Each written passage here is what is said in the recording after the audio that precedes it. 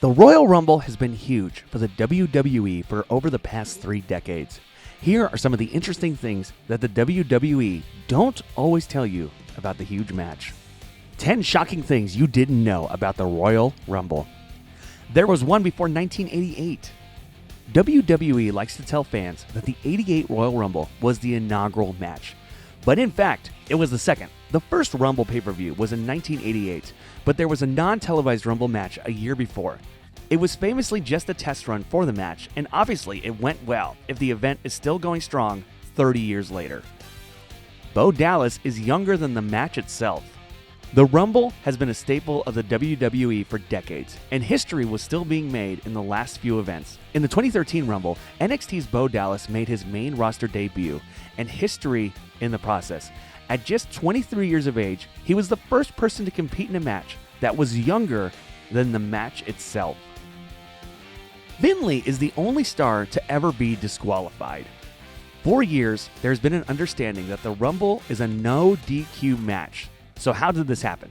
More questions are raised when you remember the 2001 Royal Rumble, which turned into a hardcore match in the middle. Finlay ran to the ring early in 2008 and attacked competitors with a weapon and was surprisingly DQ'd. He remains the only person in Rumble history to ever be disqualified. The ring was empty 3 times during the 1999 Royal Rumble. The 1999 edition of the Battle Royal was quite interesting and created many odd moments, especially the winner, Vince McMahon.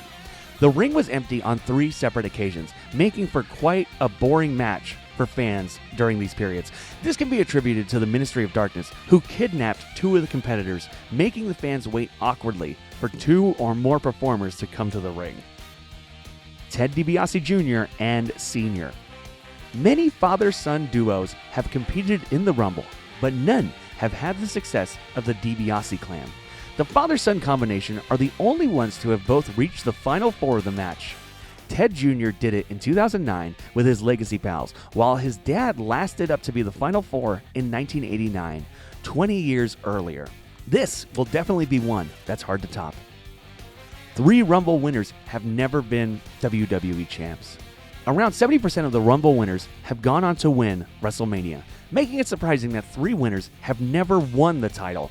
The Rumble is a huge event, and winning usually means the company has big plans in store. But for Big John Studd, Jim Duggan, and Lex Luger, that wasn't the case. Studd and Duggan won the first 2 matches, making it understandable, but Lex Luger was WWE's next big thing, and it's hard to imagine his displeasure with winning the Rumble, but never being given a world title.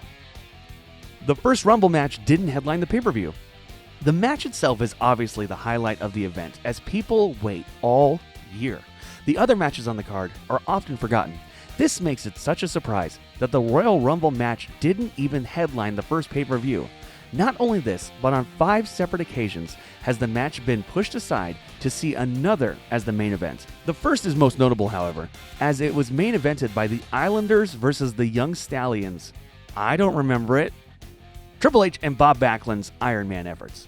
WWE loves to highlight the efforts of Ric Flair and Rey Mysterio, lasting 60 minutes to win the match. But what about the losing efforts? WWE often forgets to mention the guys who put in an amazing effort, but came just a little short. Triple H and Bob Backlund have both lasted an amazing 60 minutes in the ring during the grueling Battle Royal, only to come up short at the end. An amazing effort, but no doubt a disappointing fact to be involved in for these 2 legends. Accidental self-elimination. 5 times in the history of the Rumble have stars accidentally eliminated themselves in quite embarrassing fashion. Both Randy Savage and Batista did this, but Savage was covered up so no one realized it was a botch. And Batista's came during the 2005 ending when the match was restarted. The other 3 were Mil Mascaras, Alex Riley, and the Ringmaster, played by Stone Cold Steve Austin in his early days. This is something that WWE definitely don't want to highlight, but are things you may have missed if you watch these matches. Mr. Perfect was meant to win twice.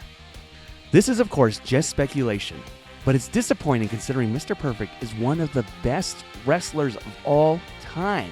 Both times in the 1990 and 91 matches were meant to be won by Perfect, but plans were changed to see Hulk Hogan come out victorious. These 2 years could have changed the career course of Mr. Perfect, And what's even more disappointing, because he never went on to win a championship. Well, there you have it. Are there any Rumble moments that we forgot?